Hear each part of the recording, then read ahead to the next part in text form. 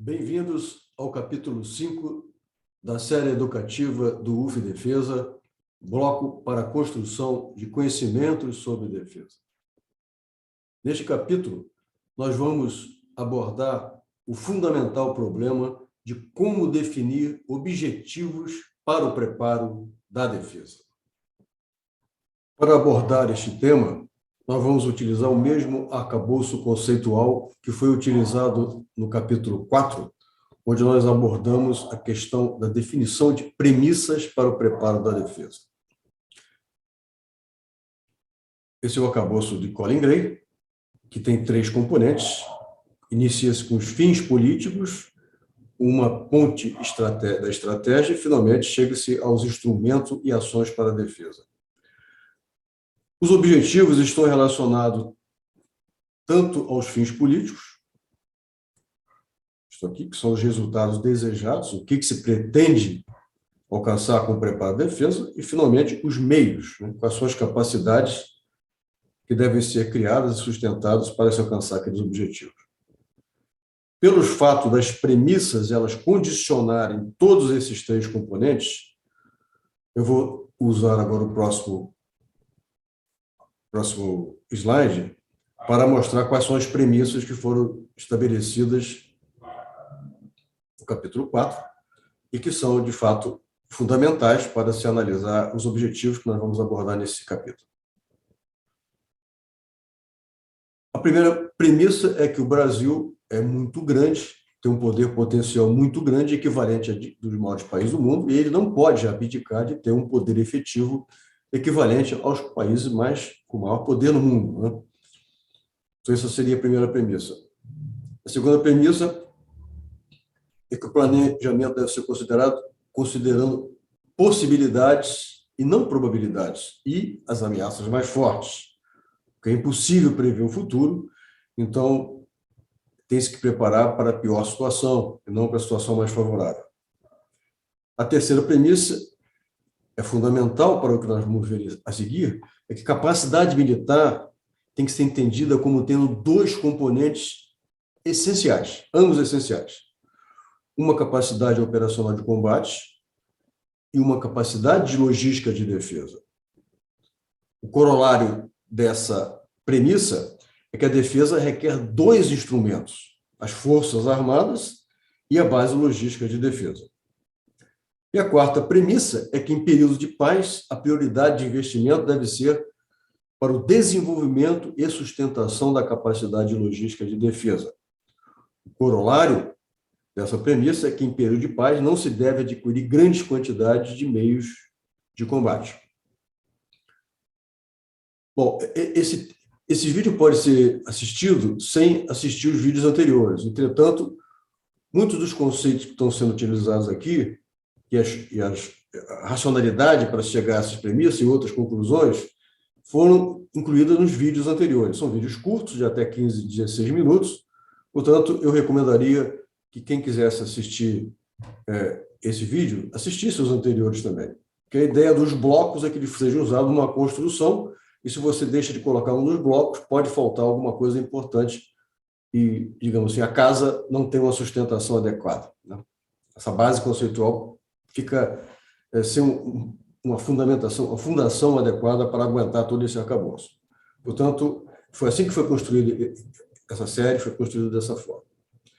Então, vamos, então, à hierarquia de objetivos. Os objetivos, normalmente, os objetivos têm uma hierarquia, E, no caso da defesa, particularmente, isso é verdade.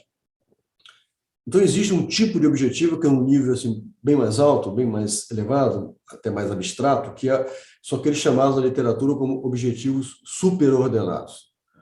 A característica desses objetivos é que eles são permanentes, esses são realmente permanentes, estão sempre sendo perseguidos. Se nós estivermos pensando em ser humano, todo mundo quer ter felicidade, por exemplo, esse é um objetivo superordenado, Todo mundo quer ter segurança, para a sua sobrevivência. Então, esse é um tipo de objetivo que é permanente. Eles são também mais abstratos, eles são ligados a crenças e valores e a vontades, e desejos, e eles indicam uma direção, mas eles não definem o que, nem como ou quando fazer alguma coisa. Mas eles têm uma função, apesar de eles serem assim abstratos. E essa função é manter motivação e resiliência para perseguir objetivos permanentes que nunca podem ser 100% alcançáveis. Portanto, é preciso ter uma motivação que mantenha ou as organizações ou as pessoas focadas na busca daquele objetivo. Exemplos, no caso de defesa, seriam soberania nacional ou autodeterminação. Seriam dois exemplos de objetivos superordenados. Abaixo deles, existe um outro tipo de objetivo, que são chamados objetivos intermediários. Eles têm as seguintes características. Eles são, de certa forma, permanentes, assim, não totalmente permanentes, que eles podem ser mudados, mas ao longo de muito tempo. Eles são permanentes durante muito tempo, algumas décadas, provavelmente. Eles não são abstratos, eles são palpáveis. Você pode identificar qual é o objetivo em alguma coisa concreta. E eles são relacionados a capacidades, tanto a operacional de combate, quanto a logística de defesa. Eles também têm que ser execuíveis quanto aos recursos necessários para a sua obtenção. E eles são também de longa maturação, não podem ser obtidos em pouco tempo. A função principal desse objetivo intermediário, no caso da defesa, é definir as prioridades políticas sobre capacidades para permitir que o planejamento e os investimentos sejam feitos. Então, é a base, os objetivos intermediários são a base da gestão estratégica da defesa. Alguns exemplos de objetivos intermediários. Por exemplo, criar e sustentar uma força armada ou uma base logística de defesa. São coisas mais ou menos permanentes, né? E concretas. Um outro exemplo, no nível um pouco mais baixo, seria desenvolver, operar e manter uma força de submarinos para prover, por exemplo, negação de uso do mar. Isso é um objetivo intermediário de longo prazo e deve ser mantido por longo tempo.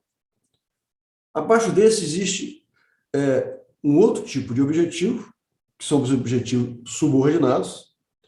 E a característica desse objetivo é que eles são concretos, eles são bastante concretos, eles são associados diretamente a capacidades, eles têm associados a metas, orçamentos, custos, né? E prazos de início e fim bem definidos. E a função principal desses objetivos subordinados é elaborar orçamentos plurianuais e anuais. Exemplos de objetivos subordinados. Projetar e construir submarinos de propulsão convencional e nuclear, seria um objetivo. Construir instalações industriais para fabricar e manter submarinos. Seriam dois objetivos dessa categoria. Alguns ensinamentos sobre objetivos que existem, né? Primeiro, os objetivos intermediários são o foco principal da gestão estratégica da defesa, porque eles permitem que o setor político defina o que ele quer de fato seja feito na defesa. Defina também aquilo que é execuível do ponto de vista financeiro, orçamentário, que seja construído em termos de instrumentos de defesa. Portanto, eles são muito importantes. Eles seriam o foco principal para promover desses documentos, Estratégia Nacional de Defesa ou Política Nacional de Defesa. Quando objetivos são mutuamente exclusivos, ou seja, um ou outro, você não pode ter os dois, e isso acontece muito frequentemente em função de restrições impostas pelo ambiente, ou seja, restrições orçamentárias, por exemplo, ou restrições tecnológicas. É preciso priorizar esse objetivo ou abandonar, considerando os custos de oportunidade sempre. Objetivos subordinados que têm multifinalidade, ou seja, servem para mais de uma coisa, devem ser priorizados. Vou dar um exemplo. Desenvolver, por exemplo, o projeto FX2 da FAB. Ele serve, ao mesmo tempo, para você ter uma aeronave que proporciona capacidade operacional de combate, mas ele também serve para desenvolver e sustentar uma indústria aeronáutica e outras indústrias que fornecem componentes para essa aeronave. Então, ele tem mais de uma finalidade. Ele serve para você desenvolver e sustentar uma força armada e serve para você desenvolver e sustentar um componente da base logística de defesa também. Então, esses devem ser priorizados porque é como se você estivesse matando dois coelhos com uma cajadada só. Finalmente, as modernas teorias de gestão voltada para objetivos ensinam que objetivos subordinados ambiciosos e são poderosos motivadores e aumentam o desempenho das organizações que buscam alcançar resultados. Exemplo é o projeto Apollo nos Estados Unidos ou o próprio projeto ProSub aqui no Brasil. Para ilustrar essa hierarquia de objetivos, vamos dar um exemplo aqui para ficar mais claro. Essa figura mostra, do lado esquerdo, os objetivos superordenados, um dos objetivos superordenados que está na Política Nacional de Defesa de 2020. E dá também os dois objetivos intermediários também na Política Nacional de Defesa de 2020. É uma interpretação minha, né? No centro aqui tem os objetivos intermediários que não estão, basicamente, contemplados, e à direita, os objetivos subordinados. Bom, se a gente olhar para o lado esquerdo, isso aqui é o escopo da Política Nacional de Defesa e é assim que está feito no Brasil e está correto. A Política Nacional de Defesa tem que ter alguns objetivos, tem que ter os objetivos superordenados e alguns objetivos intermediários mais genéricos, como, por exemplo, você tem que ter força armada, você tem que ter uma base logística de defesa. Isso está adequado para uma Política Nacional de Defesa. No centro aqui, nós teríamos o que seria um escopo da Estratégia Nacional de Defesa. Isso nós vamos ver depois que não existe, mas é o que deveria existir. Ela deveria definir qual é a capacidade operacional de combate em termos de unidades militares combatentes para atender determinadas missões. Essas missões deveriam ser definidas, né? E também a capacidade industrial que o país quer desenvolver e sustentar, tendo em vista a sua estratégia de ter uma capacidade militar ao longo do tempo, ao longo prazo. Do lado direito, você teria o que seria o escopo do Plano de Articulação e Equipamento de Defesa, o PAET, né? Que seriam os objetivos subordinados. Também eu teria que ter, no caso que eu mencionei aqui, uma capacidade de defesa antiaérea, eu teria que ter mísseis superfície ar, radar de busca aérea, sistema de comunicações, data link, eu teria que ter uma aeronave, né? E na parte de baixo eu teria que ter a capacidade de logística de defesa compatível com isso, ou seja, ter uma capacidade de fabricar, projetar e fabricar aeronaves, capacidade de projetar e fabricar data links, ou radar de busca, etc.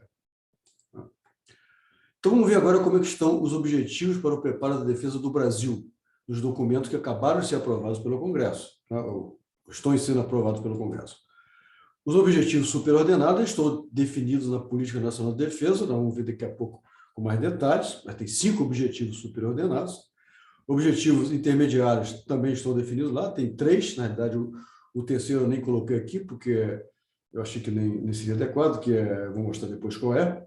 E, finalmente, os objetivos subordinados estão no PAED, no Plano de Articulação e Equipamento de Defesa, que não trata especificamente da capacidade logística de defesa, só fala de meios para a capacidade operacional de combate, e não tem um orçamento definido para isso, assim, para ser aprovado.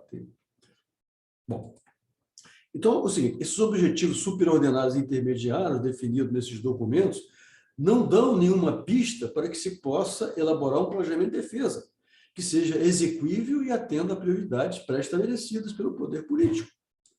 Então, existe uma grande lacuna a ser suprida, que é definir e priorizar missões, contingências a serem enfrentadas, ameaças e objetivos para desenvolver capacidades. Isso falta ser desenvolvido. Vamos ver, então, como é que está. Vamos fazer uma comparação agora entre os documentos de defesa do ano de 2012 e esse agora de 2020. Houve uma mudança muito grande para pior. Na realidade, eu vou mostrar por quê. Comparando a Política Nacional de Defesa de 2012 e 2020, nós podemos ver que, como é natural, os objetivos superordenados são permanentes, né? São muito abstratos, e eles não mudaram em nada. Normalmente, eles não, estão até na Constituição do Brasil, são bastante permanentes. Muitos desses estão na Constituição do Brasil. Se a gente for olhar agora para os objetivos intermediários que estão na Política Nacional de Defesa, nós vemos que, em 2012,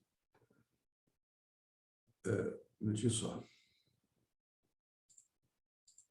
Em 2012, nós tínhamos muito mais detalhamento. Tinha esse aqui que eu mencionei, que eu nem levava em consideração, que é conscientizar a sociedade brasileira da importância dos assuntos de defesa. Isso aí, assim, é óbvio, né? Não precisaria nem ter isso aí. Mas vamos lá, do lado de cá, 2012, manter Forças Armadas modernas, integradas, adestradas e balanceadas e com crescente profissionalização, operando de forma conjunta e adequadamente desdobrada do território nacional. Estruturar a Força Armada em torno de capacidades, dotando de pessoal e material compatível com os planejamentos estratégicos. Do lado direito, que é atual, genérico, assegurar a capacidade de defesa para o cumprimento das missões constitucionais da Força Armada. Ou seja, uma caixa preta. As Forças Armadas resolvem o que elas têm que fazer. Aqui embaixo, desenvolver a indústria nacional de defesa orientada para a obtenção de autonomia em tecnologias indispensáveis e desenvolver o potencial de logística de defesa e mobilização nacional.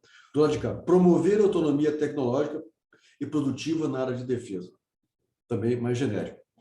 Então, ou seja, isso aqui é o poder político definindo o que ele achava que as Forças Armadas deviam fazer, o Ministério da Defesa devia fazer.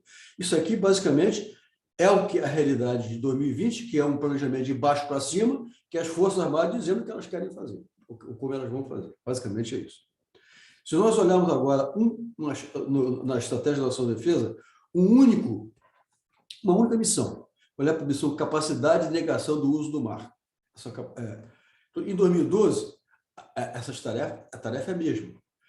Em 2012 e 2020. Para assegurar a tarefa de negação do uso do mar, o Brasil contará com força naval submarina de envergadura, composta de submarinos convencionais e submarinos de propulsão nuclear. A mesma coisa aqui, tá? Aqui, em vez de submarinos de propulsão convencionais, propulsão dieselétrica, né? Botou dieselétrica. Definiu o que é dieselétrica. Existem outras alternativas, definiu o que é dieselétrica. Mas aí, do lado esquerdo, aí que é grande diferença.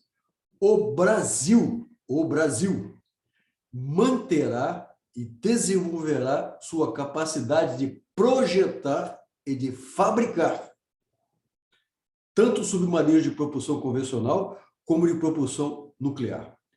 Acelerará os investimentos e as parcerias necessárias para executar o projeto submarino de projeção nuclear. Hoje, a Marinha diligenciará, o que é isso? Para que o Brasil ganhe autonomia nas tecnologias inerentes à operação de submarinos. Abandonou projeto de construção. E seu sistema de armas e que lhes possibilitem atuar em rede com outras forças navais, terrestres e aéreas. Acabou base logística de defesa. Não tem mais objetivo para isso. Do lado de 2012, o Brasil armará os submarinos com mísseis e desenvolverá capacitações para projetá-los e fabricá-los. 2020, excluído. Não tem esse objetivo. Mas o país, cuidará de ganhar autonomia nas tecnologias cibernéticas que guiem os submarinos e seu sistema de armas e que lhes possibilitem atuar em rede com outras forças navais. Hoje, a Marinha, deverá buscar o domínio de tecnologia de operação. Ou seja, isso é que as forças têm feito nos últimos 80 anos. Não é uma política adequada a um país como o Brasil. Desculpe, mas houve, então, um tremendo retrocesso. Se já em 2012 havia grandes deficiências que já foram apontadas, esse agora foi um retrocesso em relação à situação que não estava boa. Vou, então, finalizar. Se você gostou do conteúdo desse vídeo, por favor, ajude a divulgar o canal. O UF Defesa tem uma fonte de informação de qualidade para o preparo de defesa, que está no site www.ufdefesa.uf.br.